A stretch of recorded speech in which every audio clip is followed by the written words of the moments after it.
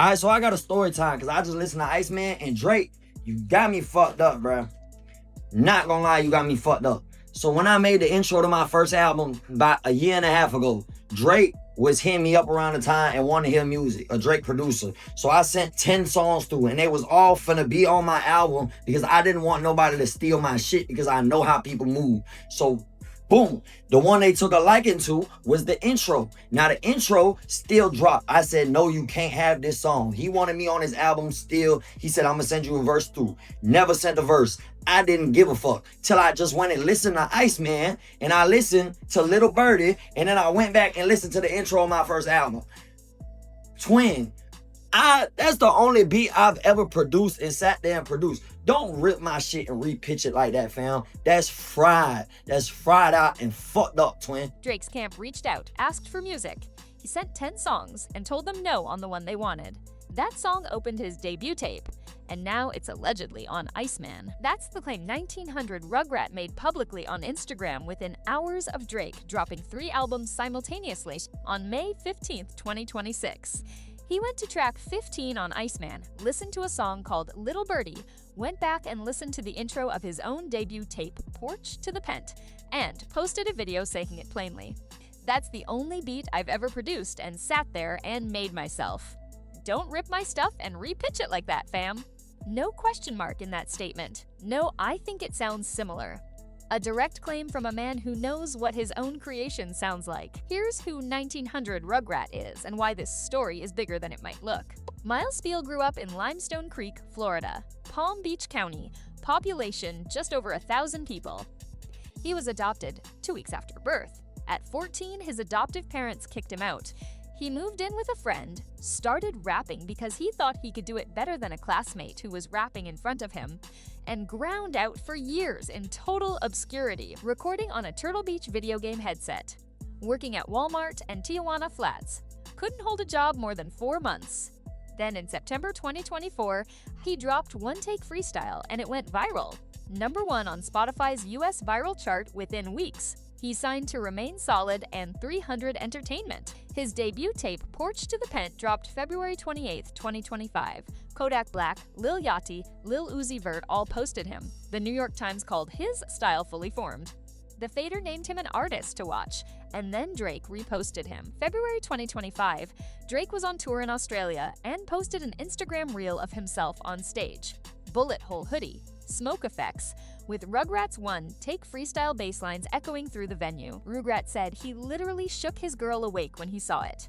To a 21-year-old from a town of 1,000 people, Drake putting your music behind his most defiant post-beef moment is everything, which makes what allegedly happened next land even harder. Around a year and a half before Iceman dropped, one of Drake's producers had reached out to Rugrat directly. Not a fan DM, not a random A&R fishing expedition. A direct contact from Drake's camp wanting to hear unreleased music. Rugrat sent them 10 songs, all planned for his own project, and he said in the video that he sent them specifically because he knew how people in this industry move. He was watching his back.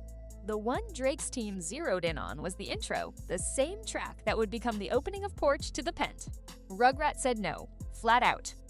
He held onto it, put it on his debut tape in February 2025, and released it as the track he was most attached to, the only beat he'd ever produced himself, from scratch. Then Iceman dropped and Little Birdie showed up.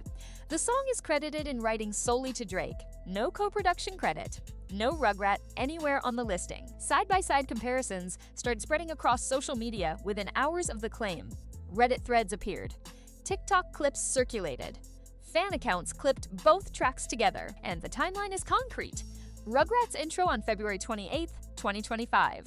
Little Birdie on May 15, 2026.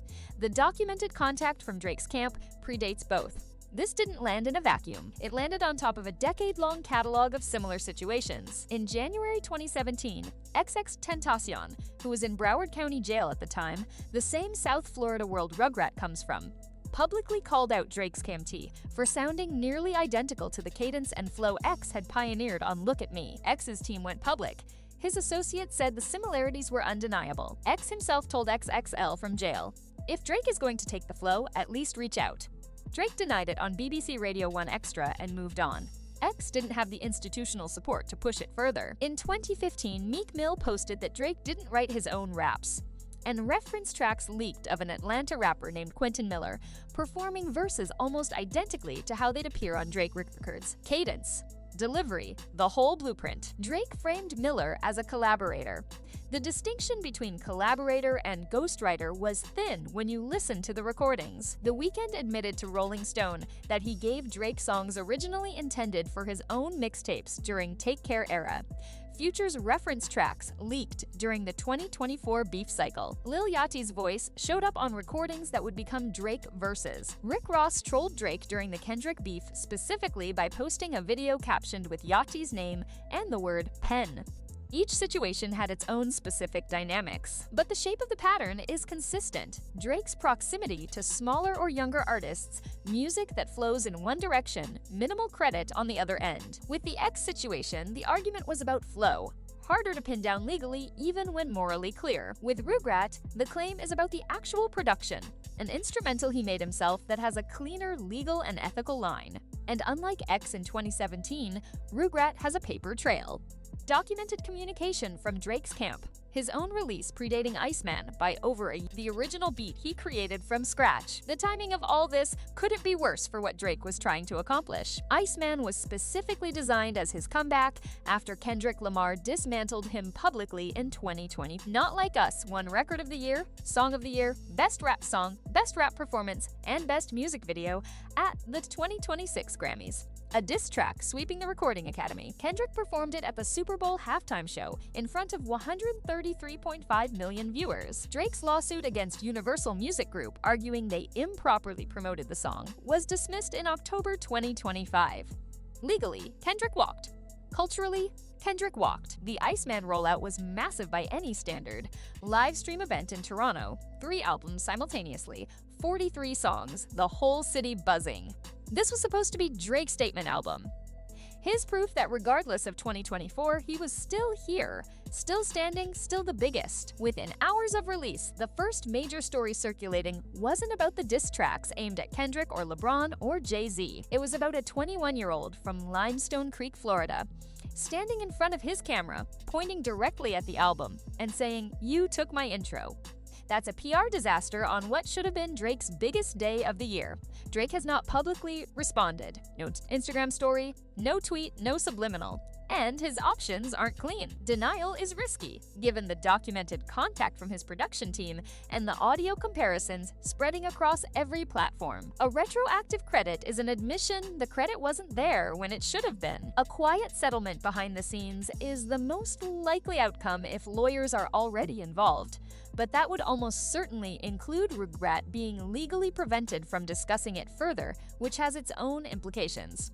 And ignoring it entirely, the move Drake made with X in 2017 is harder in 2026 when documentation lives forever and side-by-side clips get saved and reshared indefinitely. 1900Rugrat isn't backing down. He didn't frame this as a question or a suspicion. He framed it as a fact and a violation. His credibility in the Florida rap scene is built entirely on being authentic and unfiltered. Crying wolf would contradict everything his brand stands for. Drake's brand, meanwhile, has always been built partly on authenticity. The confessional bars, the personal storytelling, the idea that this is a man writing from his actual life. Every allegation of this kind, from Meek in 2015 to X in 2017 to Rugrat in 2026, chips away at that foundation. Not enough to collapse it, but enough to change how the culture reads him. And now, on the album he made specifically to reclaim his reputation, the most discussed track out of 43 is being claimed by a 21-year-old who just wanted his intro back. How Drake handles this moment is going to say something. The difference between a legend and a liability is what you do when someone calls you out directly. And right now, the longer the silence runs, the louder 1900Rugrat's claim gets. Drop a comment. Do you think Drake took that beat? Or is this a coincidence? Listen to both songs back to back and tell us what you think. Subscribe for every update as this develops.